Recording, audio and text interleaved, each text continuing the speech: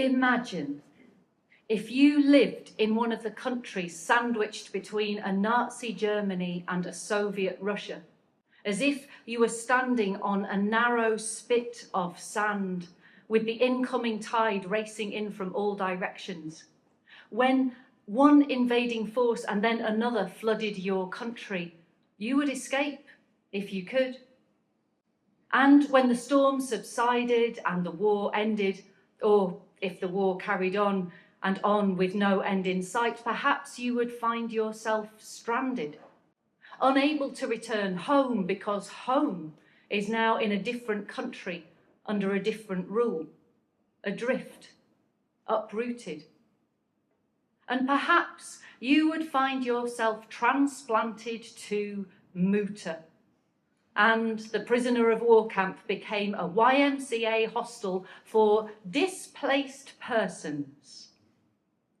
400 Ukrainians, Lithuanians, Estonians, Latvians, Poles, Czechs, Serbs, there were Romanians, Hungarians and Yugoslavians all lived there between 1947 and 1952. They'd been taken by force by the Germans during the war and sent to labour camps. And at the end of the war, an offer was made to those in the camps like something offered by Rumpelstiltskin in a fairy tale. Come to Britain, the offer read. Give us your labour for 3 whole years, and when your service is done, then you can choose to make a new home here, or set sail for a new life in the new world. And all you have to give up is everything you've ever known. And maybe you looked at the devastation around you and you chose to take that bargain. But what a place to arrive at. Do you know, there was no fence around Camp Moota. There didn't need to be. It was in the middle of nowhere.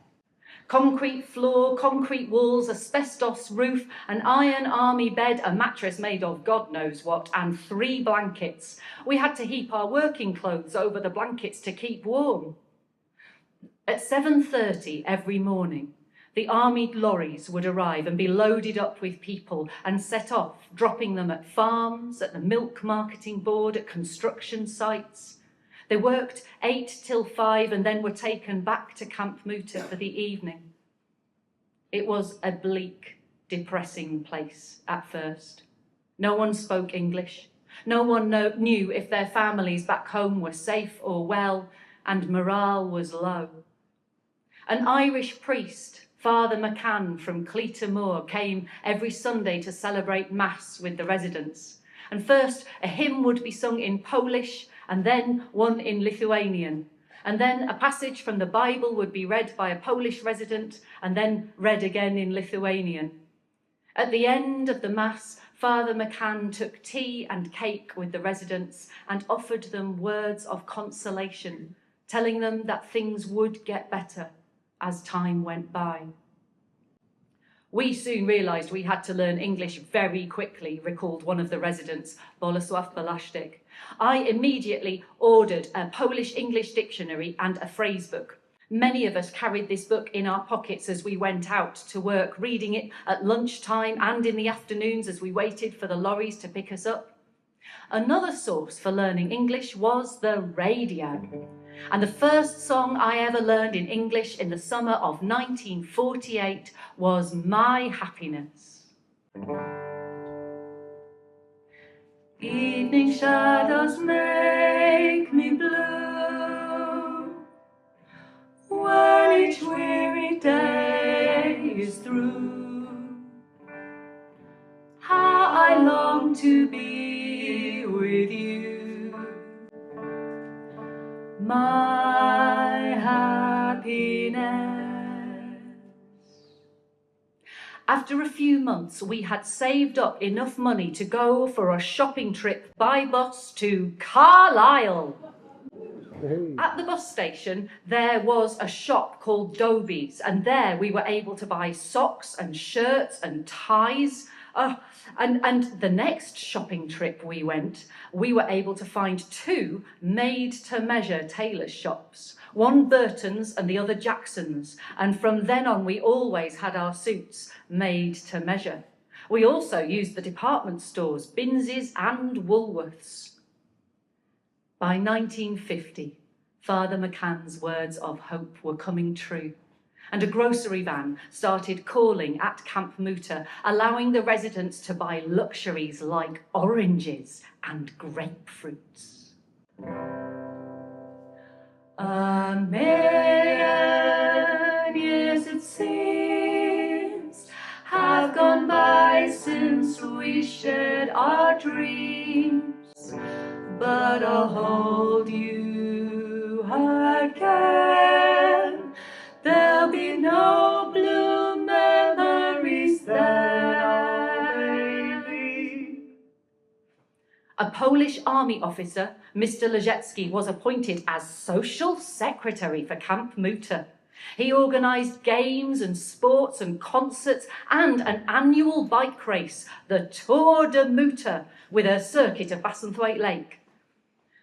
The opera singers Kathleen Ferrier from Silloth and Elsie Arnott came to entertain the residents. Music knows no boundaries, said Elsie, who had moved to Espatria after her house in London had been destroyed in the Blitz.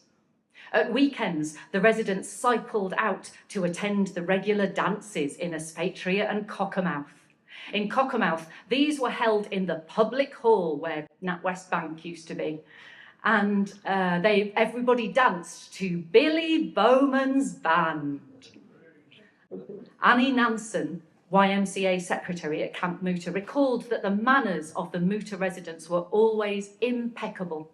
When they asked a girl to dance, they would cross the floor and make a little bow as they made their request.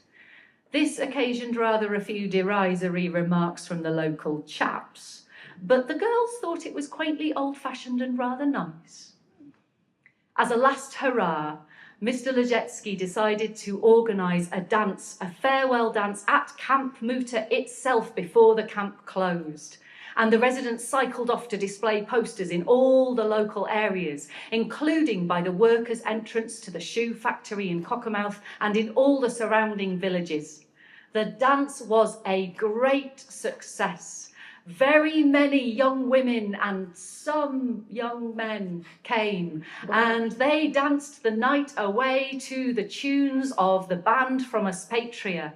They danced the quick step, the slow foxtrot, the gay Gordons, the St. Bernard's waltz, even the samba and the tango, and everyone went home with a huge smile on their faces. By 1952, the 3 years of everyone's service were completed and Camp Moota closed. Some of the residents married and settled in this area. Some moved away, and some set sail for that new life in the new world.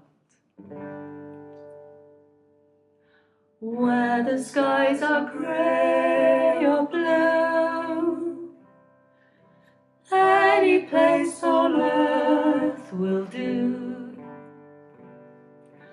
Just as long as I'm with you, my happiness. And this story ends like all good stories, with a young queen riding in a golden carriage through cheering crowds as a young Queen Elizabeth travelled to her coronation in 1953. And as a new world dawned, Bolesław Balashtik was invited to sing his song at the Stainton Village Street Party.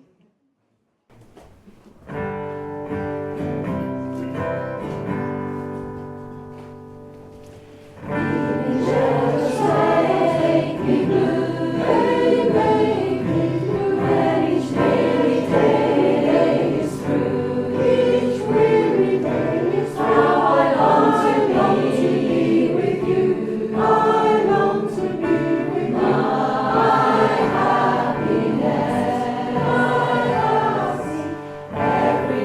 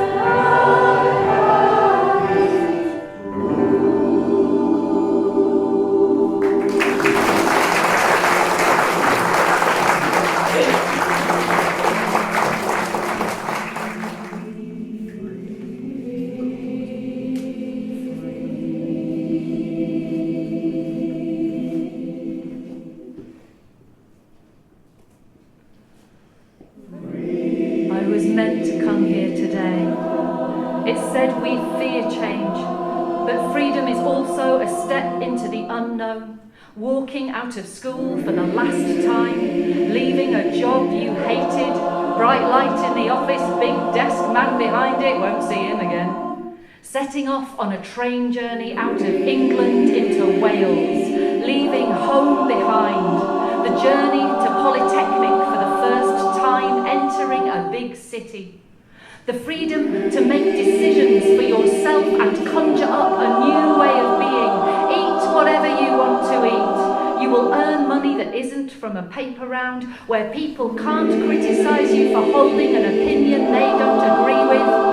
Sometimes you stand up, throw your arms in the air and shout, "Freedom!" Or you run to the top of the hill, shouting, screaming till your lungs burst. You take your first drive after passing your test, stop the car and sit quiet, alone, thinking, breathing. You spend the whole day on the beach, walking, swimming, sipping, thinking. We step out of the unknown into uncertainty, and we are free to go striding off the map, finding a route, losing the way, coming unstuck in new places, walking outside into the rain, the future.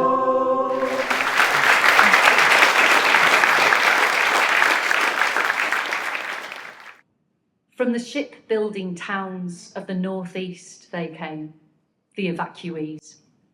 2,000 children sent away from home by loving parents to a place where they would be safer from the air raids. And among them was Titch, just 7 years old when the war broke out. The estate he lived on was so poor, he said, that children still went barefoot to school. The American Red Cross bought them all a new set of clothes for the journey to Cumbria. It was the first time Titch had ever seen a shirt with buttons all the way down the front. They were also issued with clogs, and these made a hell of a racket when you walked, said Titch, and the steel rims, the corkers, they had to be kept in good nick, for once they were down to the wood, they quickly went. And so one morning, Titch and his big brother Harry were taken to the milk platform at Newcastle Central Station with a luggage label tied in his buttonhole. He was given food for the journey and a bag of tinned goods to present to his hosts. "We set off without a backward glance," said Titch. "It was a great adventure after all." The family we were billeted with were on an estate which was, if anything, even poorer than we were.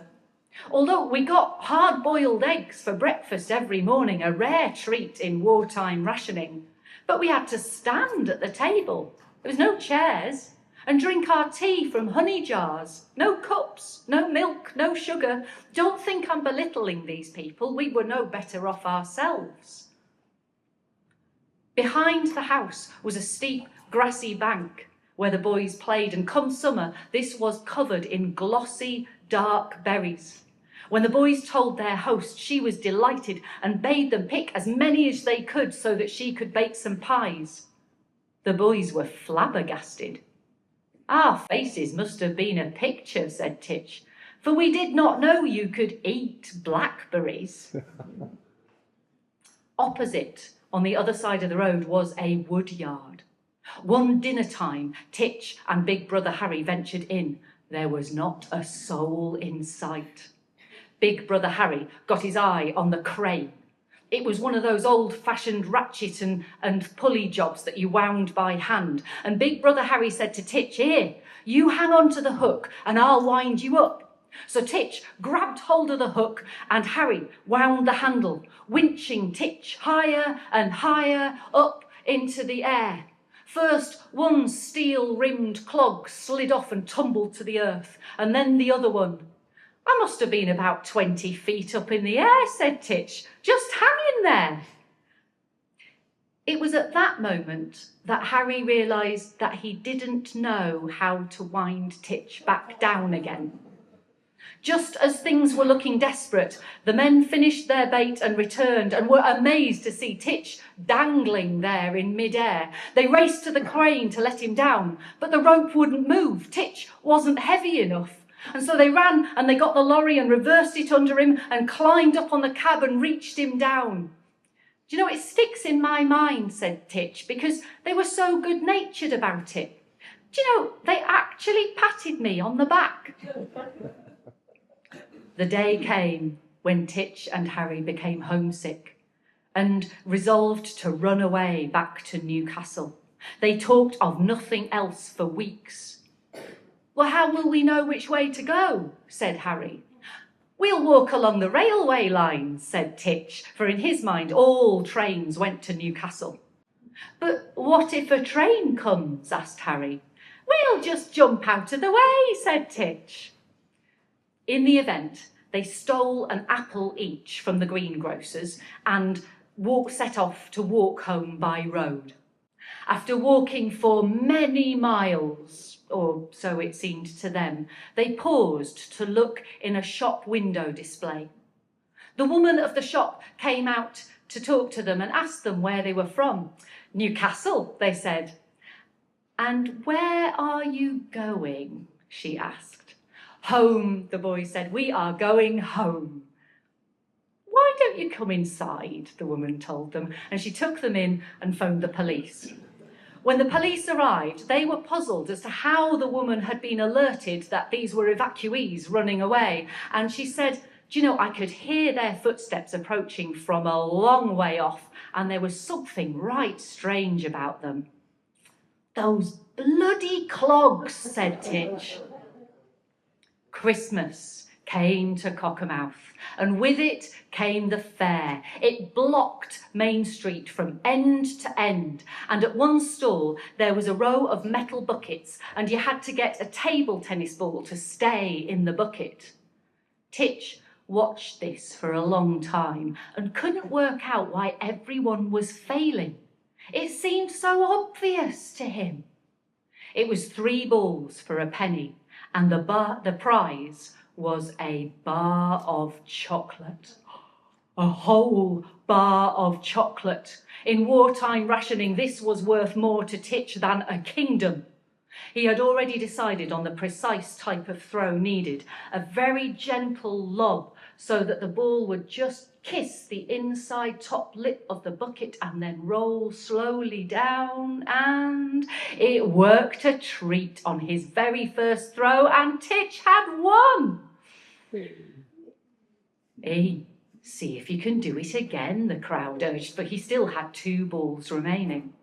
On his second throw, Titch was a bit nervous and he threw too hard and the ball bounced out, so on his third, he took a deep breath and he relaxed his arm and he gave a very gentle lob just so the ball touched the inside top lip of the bucket, and another success. The stallholder was not pleased. Titch reckoned it was probably the only bar of chocolate in the whole of Cockermouth. The stallholder made a great show of handing the prize over to show that he was giving it, while still calling out 3 balls for a penny and looking into the eyes of the crowd to find his next customer. So he handed that bar of chocolate down to Titch's outstretched hands without even looking at him. And at the last moment, a skinny child's arm snaked out of the crowd underneath Titch's armpit, grabbed that bar of chocolate, snatched it back and vanished into the crowd, and Titch was left empty-handed. He was nonplussed. He didn't know what to do. The stallholder was turning away and the crowd had been distracted. They hadn't seen what had happened. The stallholder had his back to him now, but Titch knew he had witnesses on his side. And so he stood his ground and he piped up and said, "Mister, where's me chocolate?" The stallholder tried to ignore him, but the crowd had been alerted. "Hey, where's the kid's chocolate?" they started to shout. The stallholder tried to protest, but the crowd began to turn nasty. And so there was nothing for it but for the stallholder to hand over a second bar of chocolate. And Titch won the day, and Christmas was saved.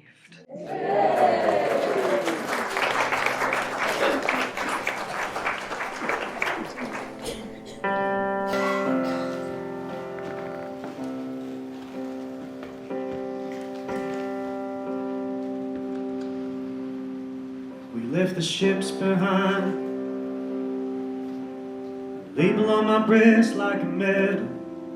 2000 on a great adventure, setting off without a glance. Pockets full of circumstance, a pair of clocks to ring the streets. I left my home for another. Harry, my dear brother, won't you share the road with me? Sharing's all we've had lately. I can see two rivers now, meeting beneath the mountains. A town that runs a canvas, flooding all I've ever known. Mother, can you see I've grown? Drinking tea on my trees. Lives we found in each other, fought our fathers far down by the water, ran like deer from the keep, played our tricks out on the streets, learning to fly.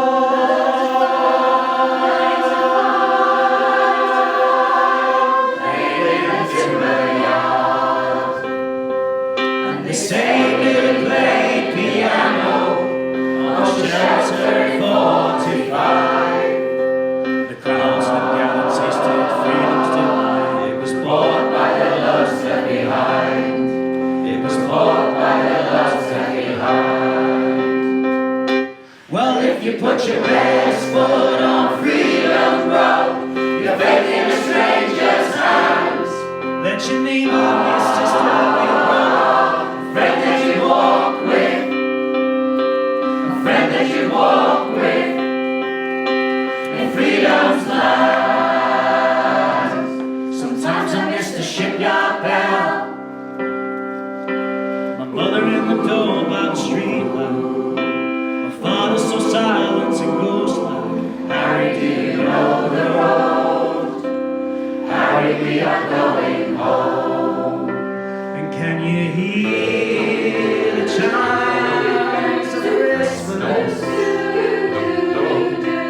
Can you just take the smile?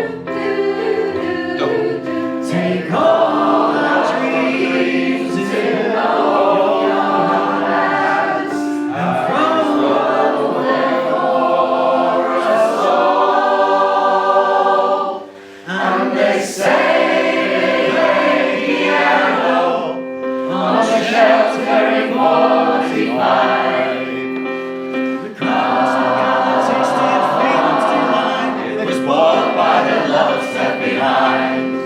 It was bought by the loves left behind.